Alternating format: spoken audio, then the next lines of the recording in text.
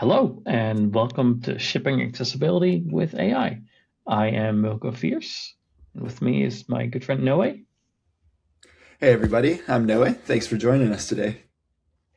Fantastic. Let's get right into it. Today we are talking about a myth that's going out there um, about coding models and accessibility.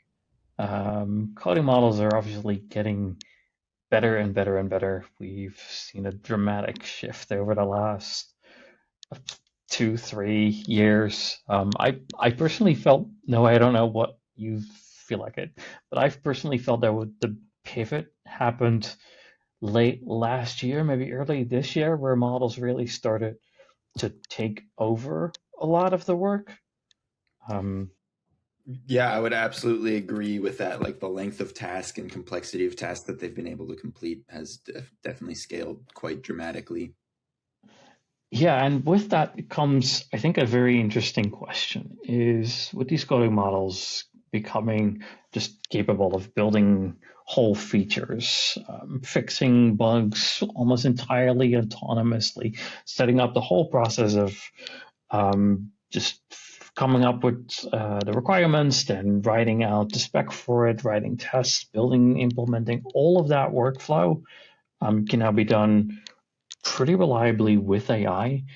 The question is, can we rely on these AI coding agents to do accessibility work for us? And do they produce accessible software by default? Yeah, yeah, definitely a very interesting question. And if the answer to that question is yes, there's an obvious follow up to that, which is why would you still need accessibility testing tools? Absolutely, that's a fair question, and I that's what we want to dig into. And I think what that broader question breaks down into two questions. It's firstly, do these AI models write accessible code? And secondly, can you trust that they do so consistently? Because if you get accessible code from time to time, that's interesting, that's nice, that's curious, but we need accessible code all the time. We need these requirements to not just be met from time to time whenever the coding agent feels like it, right? Um, so there's been a pretty common arguments that coding models are trained on huge amounts of inaccessible code, and that because of that, kind of naturally, these tools are biased strongly to producing inaccessible code out of the end. So garbage in, garbage out is kind of the verbiage that people use in that. But is that actually how it works? Noah, what do you think? Well, I mean, there is definitely some truth to that, garbage in, garbage out idea of, well, if you train it to produce inaccessible code, then, or if you train it on examples of inaccessible code, then that's what it will produce. But it's not quite that simple. I think ultimately the models learn a really good model of what accessibility looks like. They get to, along with all the bad code, they also read the entire ARIA spec, for example, and they see a lot of examples of good code. But what really changes is that they're not thinking about accessibility when a user asks them to complete a task. They're thinking about completing the task, and along with that, they're not setting up a harness of accessibility testing. So, while they learn these patterns from existing software, um, they will commonly reproduce accessibility issues when trying to accomplish basic tasks. And the models we're getting are increasingly stronger and stronger, and but we're still finding that to get the results you want to, you need to prompt the model in certain ways, and you need to set it up in an environment that it understands how to make changes in your environment, and when to retrieve your documentation, and that your documentation is parsable. You also need to enable models with tool use to get the results that you want to, in your specific cases. And then, yeah, importantly, test execution is a very important part of agentic coding systems. So, a model doesn't have to imitate average code. And often in when we use these models, it does not end up just imitating average code. It ends up kind of, following the processes that we've set up for them to follow, with our documentation and our system instructions. And so, the fact that a model was trained on inaccessible code does not mean it's necessarily doomed to write inaccessible code. The harness around the model substantially changes the quality of what it produces. I think there's certainly something to that. There's a lot to that, but what I'm still wondering then is, can we expect these models to go without being prompted to write accessible code? Can they even do it? Is that something that we can expect from just ever smarter, ever better trained models, or is it really a matter of the web's inaccessible and therefore everything these models are going to produce is inaccessible unless we very strictly contain them and prompt them to do differently? How does that work? Right. Yeah, there's an important distinction there. Just because a model can produce accessible code, it's not the same as that the code that a model produces being accessible by default. And how should teams be thinking about that sort of a thing? Right.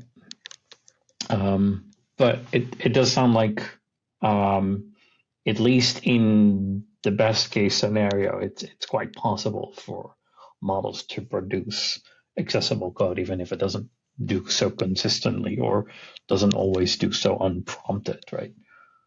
Yeah. So, I mean, yeah, in your opinion, how should teams think about that sort of a thing as they're going about adoption of agentic coding workflows? Yeah, it seems to me that there's maybe three layers to how this work is done. You've got the unprompted kind of situation. You ask a coding agent to write a particular component, to build a particular page, complete a particular task, and you don't tell it to do that accessible. The research that Microsoft has done, I think we can probably link that down in the video description. That seems to suggest that even those unprompted situations, the accessibility is getting better over time. Probably just because the model is getting improved. It's the training data is improved. The models are just getting smarter.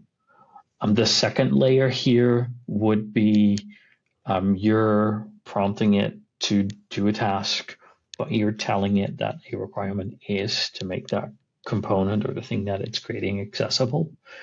And that doing that alone, even just saying it needs to be accessible, makes a big difference already.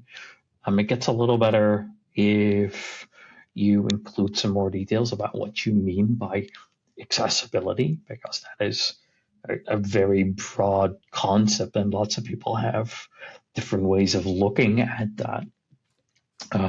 But that certainly makes a big difference. But I think the strongest and most reliable things we've seen so far is to prompt with instructions to build, not just to make it accessible, but to develop through a testing loop where you don't just build a component, you make sure that accessibility testing is part of the process. So you require the agent to do its accessibility testing and correct anything that it finds and repeat that cycle until these problems are resolved.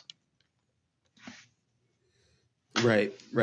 So then the interesting question is not whether AI can write accessible code, it's how the error rate of accessibility issues changes as you move from unprompted generation to explicit instructions and then to a rigorous closed loop where the model actually gets to test its own work.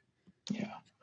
Yeah, and I think for all of these, we've seen like Claude, GPT, these tools, they can write accessible code. They're getting better at it. They're doing a reasonable job in a lot of cases. I would say often it's not bad. It's not worse than your average junior developer can do either. But it really comes down to how do you do this in a way that's reliable, like ensuring that the code isn't just occasionally accessible, but doing this repeatedly. And I think that's where the test cycle really fits in. Um, do you think that it makes me wonder whether testing becomes not just um, it becomes more important than it ever was, not just less so with coding agents getting better. How do you think about that? Right. I think there's actually a lot to that.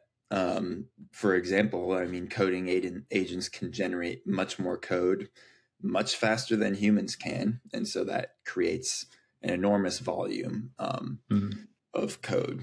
And that also means that there's a lot more opportunities for mistakes.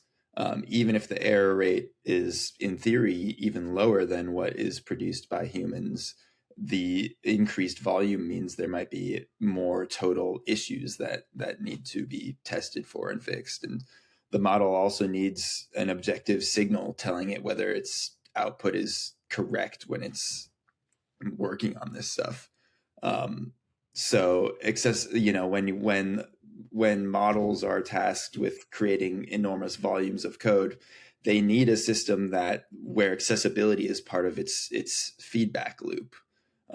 And this is very similar to right now we have models writing unit tests, type checking, Mm. linting, security scans, and possibly even integration tests when they're working on new features. Um, but and increasingly we're seeing the strongest agent coding workflows involve generation and execution, and as well as testing, remediation, and then retesting. And so AI doesn't eliminate the need for testing. It makes testing one of the mechanisms through which AI becomes reliable. Yeah, it's also it seems to me like one of the things that we keep seeing and in hearing across the field is that there's a bottleneck to reviewing. The AI produces so much code that humans can barely keep up, and it's starting to burn out seniors that are made responsible for reviewing so many more pull requests every day than they ever needed were required to. I think accessibility in particular is kind of fragile in that you can have to support that review, you can have coding agents generate screenshots or record videos. You can have them record videos with narration on top of it to explain exactly what they did and provide evidence of the changes they made to a system. But accessibility, because it's often hidden and hard to tease out, is especially fragile in an environment where more and more code just gets generated. I think that's one of the bigger risks that we're facing in accessibility. Right. So if these models are able to do this stuff, they're able to generate accessible code and they're able to fix issues once they know where they are. Why don't you just ask a model to read the WCAG and tell it to find all the accessibility issues and fix them? Yeah, that'd be ideal, wouldn't it? I don't know if you've ever read WCAG. No way. WCAG's massive. The document alone, the Web Content Accessibility Guidelines, are it's a very large document, and on top of that, there are tons of additional documentation. There are understanding documents for every requirement that's a couple sentences long. There's an understanding document that is multiple pages long. And on top of that, each of those requirements has a number of techniques documents that go with it. So just in terms of the amount of context, your context would be very quickly filled up if you tried to load all of that accessibility information into it. What's worse is that accessibility requirements are often very context sensitive. So a requirement applies in some situations, but not in others. And knowing when to apply a requirement and how to apply a requirement often requires a lot of expertise. WCAG was written in a way that's very broadly applicable. It's written in this universal language that has stood the test of time for many years. So WCAG 2 is over 20 years old now, or coming up to that. And that has worked really well, but as a result, it's become it's a standard that's difficult to interpret. It's a standard with a lot of nuance and subtlety to it, and all of those additional documentation, the understanding documents, the techniques, they're filled with best practices along with, or good practices along with the minimal requirements. So knowing exactly what are the minimal requirements and teasing those apart from what are the best practices, that's quite difficult to do. The way we've been going about that is to try to take these requirements and break them down into small little steps. So we're essentially decomposing this large document into small little steps, building out kind of a harness that ensures that the right steps are taken in the right order and only for the particular elements that they need to be applied to. And by breaking things down in that small incremental way, we find that we're able to get much better results out of that rather than just ask an AI to solve this massive problem. So to just give some examples of that. So around forms themselves, forms have lots of requirements around them. You need visible labels. You need accessible names to go with the form field. You want those labels to be fairly similar to the accessible name, although identical isn't quite required. You want instructions, you want error messages, you want to manage a focus. There are some things around what you can and can't do with requirements. There are things you can and can't do around when things need to be revealed, when things need to be hidden. There's lots of subtle little tweaks in the requirements about that are difficult for a model to get right.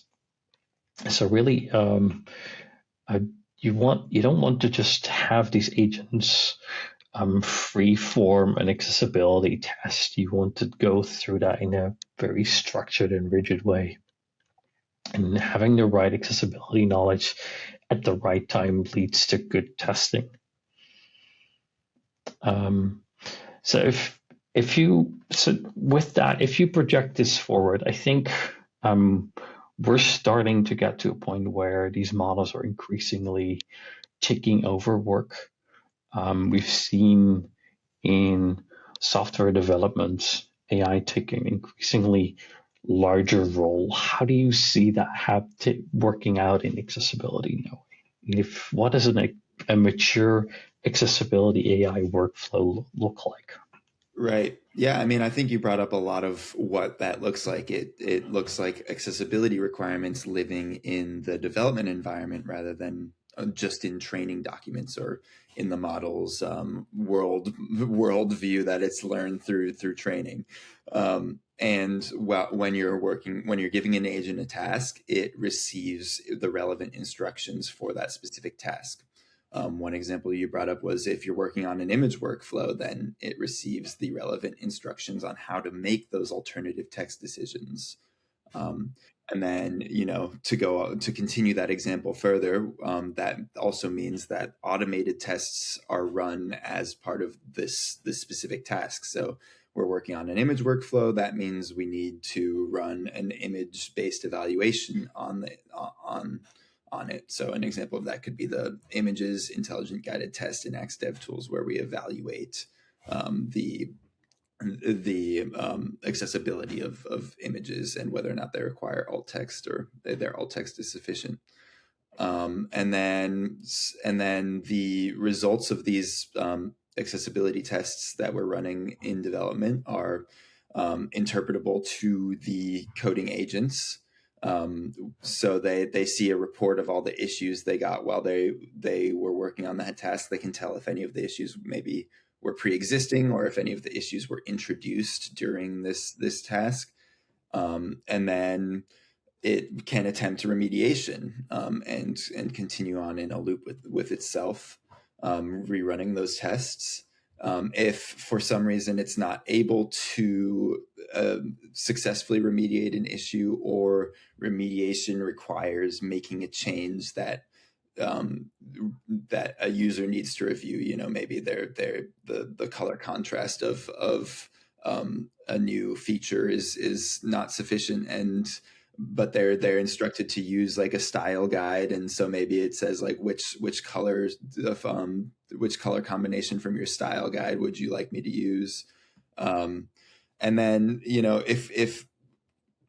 if this is all executed correctly, then accessibility can become a central part of the software development life cycle in the agentic context. And so, the goal, I think the main takeaway here is that the goal is not actually to teach an AI every accessibility rule and every niche scenario or contextual scenario that it could end up in.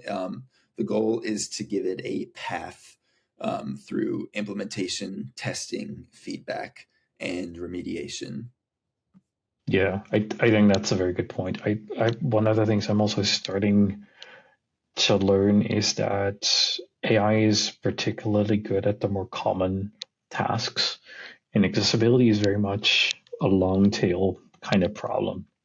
You've got some incredibly common accessibility problems, and AI is pretty good at dealing with those. But when it comes to the thousands of little niche edge cases that you may not see more than, I don't know, sometimes once in a lifetime, that's kind of the stuff that I end up dealing with on a fairly regular basis.